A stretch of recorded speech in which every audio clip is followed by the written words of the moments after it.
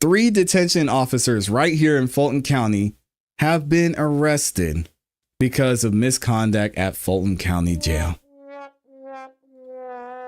Shout out to Atlanta News First. They've got the full report, and then we'll get into an article by News 2, which breaks it down a little bit further. Check it out. Evidence of inmates mistreated, investigators say. Tonight, their accused attackers are in jail themselves. Atlanta News First reporter Bridget Spencer live outside of the Fulton County Jail. And Bridget, this incident is yet another dark cloud hovering over this heavily scrutinized facility. It really is. And tonight we've read through these warrants and we uncovered more details about these accusations. Now, these detention officers, they've been working here and they've been accused of tasing and even shoving multiple inmates here. And now tonight they find themselves behind bars. Come on, man. 3 Fulton County detention officers now in serious trouble, facing charges of aggravated assault and violation of oath. The arrest warrants obtained by Atlanta News First say Khadijah Solomon and Chantrice Buggs were arrested after a compliant inmate was tased 3 times. Solomon is also accused of trying to cover it all up. A separate warrant says LaQuandria Pierce shoved and tased a different inmate while he had his back turned. Investigators say an act of willful inhumanity was committed against both detainees. In a statement, Sheriff Pat Labat says, quote, "These arrests are part of an ongoing effort to uphold professional standards and ensure the humane treatment of all residents in our custody." Y'all think these are the only ones, or did they just get thrown under the bus? I don't know.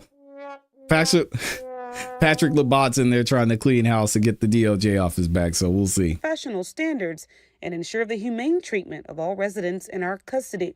Fulton County Commission Chairman Rob Pitts now speaking out tonight. It should not have happened. This is yet another scar on the embattled jail that has been recently called out by the Department of Justice for housing inmates in unconstitutional conditions. In the report that the Department of Justice did, they were concerned about the treatment of inmates.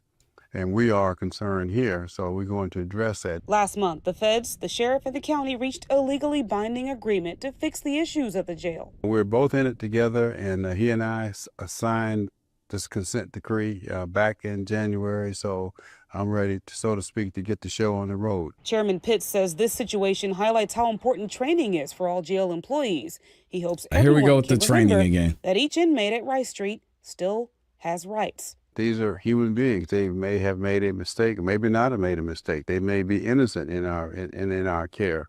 That's true. And in that consent order, a monitor is supposed to be hired to basically look over the shoulders of employees and commissioners and make sure that they are abiding by that consent decree or that consent order. Now, Chairman Rob Pitts says by the end of the week, they expect to have their recommendation on who this monitor is supposed to be. And that's something we are going to be following closely. We're live from the Fulton County Jail. Bridget Spencer, Atlanta News First. Tonight. Yeah, it'll be interesting to see what happens with that, too, because I can't imagine who they're going to put in place. Fulton County already owed this other company that was there millions of dollars and weren't able to pay them. So we'll see what happens moving forward with that. Let's get into a little bit more details. We've got a quote here from Patrick Labat, too, speaking on it a little bit more. Shout out to News 2 for this article. They say the Fulton County detention officers face charges of mistreating inmates. The 3 former Fulton County detention officers who worked at Rice Street Jail are under arrest and facing multiple charges after a misconduct investigation revealed that they mistreated inmates, officials said. What happened? These arrests are part of an ongoing effort to uphold professional standards and ensure the humane treatment of all residents in our custody, said Sheriff Patrick Labat. He also says the sheriff's office has reaffirmed its decision to enforcing strict policies against misconduct and has vowed to continue working towards reform that improves jail conditions. Well, they don't have a choice because, as mentioned before, the Department of Justice is going to make sure that that happens. On Tuesday, Channel 2's Michael Seaton, shout out to Michael, confirmed exclusive details about the 3 women who waived their first court appearances following their arrest. Detention officer Sergeant Solomon, 47, is charged with 1 count of aggravated assault, 1 count of cruelty to inmates, and 1 count of false statements or writing, and 3 counts of violation of oaths by a public officer. Jay, I want to see that indictment. Detention officer Bugs, age 50, is charged with 1 count of aggravated assault and 1 count of violation of oath by a public officer.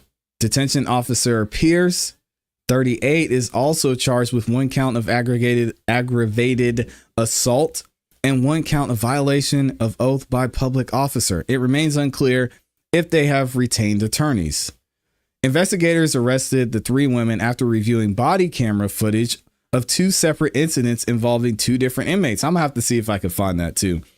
In the most recent incident on February 13th, the arrest warrant stated that Pierce can be seen walking with the inmate in handcuffs. When the inmate stopped walking, Pierce was seen shoving him and ordering him to walk in a different direction, the warrant stated. The inmate asked Pierce to stop shoving him, but then the situation escalated. The inmate then turns his back to detention officer Pierce, at which time she deployed 1 cartridge from her department-issued taser, striking the inmate. Dang! According to the affidavit, the inmate appeared to be suffering from neurological incapacitation and falls to the ground, while handcuffed, by the way. It's unclear if the inmate suffered any injuries. On January 16th of this year, investigators reviewed body camera footage videos captured by Solomon and Bugs. In the video, Solomon is heard saying, I'm about to pop his ass. You know what she said. Come on. As she uses a key to open the cell door of an inmate, according to the affidavit. The video showed the inmate standing in his cell holding a tray when Solomon deployed her stun gun, striking the inmate, who is seen falling to the ground, investigators confirmed. She can be heard screaming at the inmate in the footage. You just broke the something expletive glass. Put your hands behind your back, she said, according to the affidavit. The inmate complies with the officer's order, and she deploys her stun gun for a second time, according to the affidavit. She ordered him to get up again, and body camera video captured her deploy it for a 3rd time, investigators confirmed. God, dang. Solomon filed an incident report in which she claimed that the inmate was angry and began kicking around glass until it shattered, investigators said. In an interview with investigators, the inmate told them that he was upset because he couldn't get a haircut. Oh my gosh, man. Y'all stay out of this system. So we're going to stay up to date on this story. I'll give y'all any news and maybe we can get the body camera footage and I'll play it here for you, or I'll post it on the YouTube channel. Let me know what y'all think about this. Is this just the beginning of a long series of arrests that are going to be made because of misconduct in Wright Street? What do you think will happen to these detention officers? Let me know in the comments and in the chat.